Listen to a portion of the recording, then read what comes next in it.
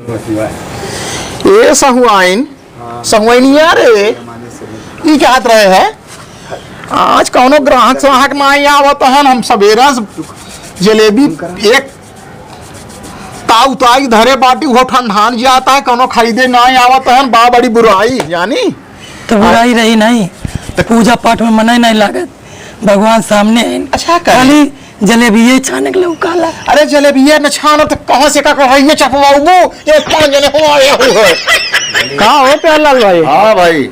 अरे कहाँ हाल चाल हो भैया? बढ़िया भैया।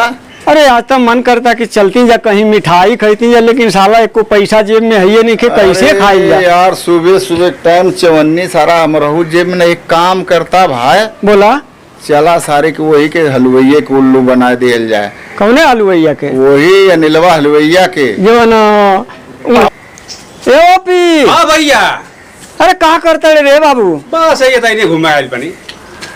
अब माई कहत लेके जाता तनी ओपी बोके ले आईता। अच्छा तो का करी जाई? हाँ भैया तू जा लिया के आवा ना। अच्छा ठीक है तब हम जाते हैं तनी हऊ जाके खेतवा में पानी चला दी है, धान सुखता। हाँ ठीक हम जाते हैं खेत में पानी। ठीक है जो जो जो। ए प्यारलाल भाई। हाँ भाई। अरे कहाँ बड़ा भैया? हाँ ये तैला हम बोलौला है तैली है। कहाँ तैयारी है? चलो तनी ओपी ससुरारी चल जा। अरे तो पैसा वैसा ले हवा कुछ। अरे बिना पैसे का हम ससुरारी चलो। छोट भाई ससुरारी जाता तो मतलब मर मीठा लेवा कि ऐसे बन रहे समूह ले चल दे। नहीं नहीं पैसा ले ले है तू चला। चला तब टेंशन मत लो, ओकर टेंशन मत लो तू। चला चला चला। मिठाई की दुकान है नहीं कोनो बस सबका समन्वय हो चौराहा पे बटे।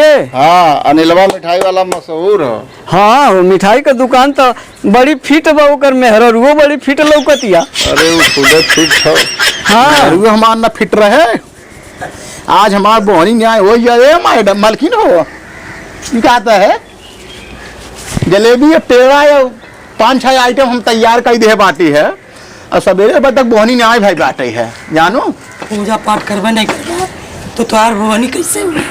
पहले भगवान अरे पूजा पाठ बउरा ही हुआ तो रे यहाँ समझ में आवत हम सवेरे में सुन रोज 4 लोटा हम जल चढ़ाई थे तो समझ में नहीं आवत बा। लोटा एक जल चढ़ाई जा। अच्छा तहाँ पूजा कई भगवान से मनाई ले ग्राहक आवे तहाँ मनाई ले। ए भाई दुकानदार दुकानदार हो। अरे अरे भैया की मेहरुए से झगड़ा करो कि तनी अपन ग्राहकों के देखबा।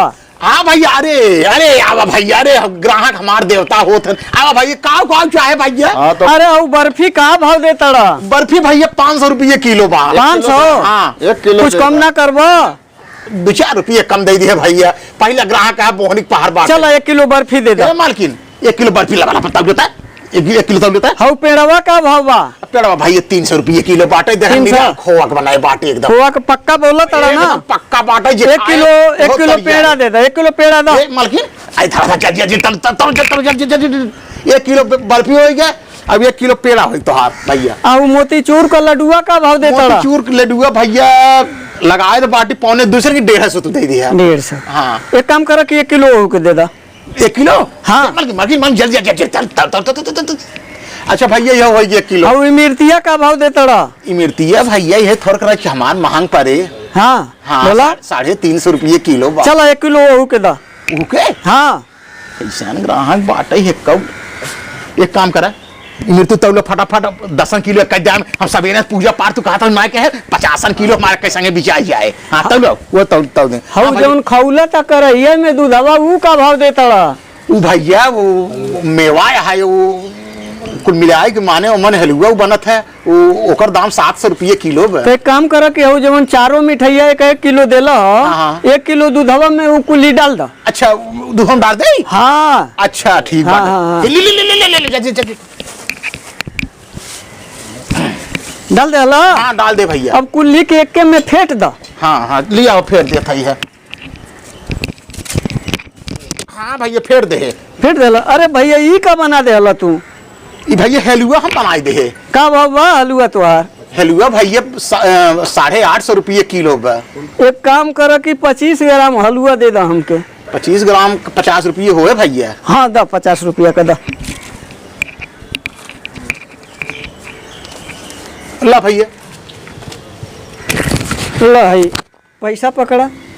चलो प्यारलाल भाई कहीं बैठ के खा के पानी पियल जा। चलो, चलो चलो, चलो पिए देश करे 50 रुपये देश रे। अरे मोरी माई तो मार पूरा चूमाला खा के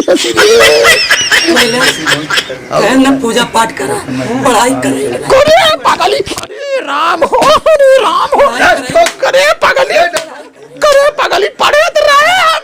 कहा तो रहे 10 किलो मिठाई, 10 किलो जब मैं चूतिया बना क्या करी हम।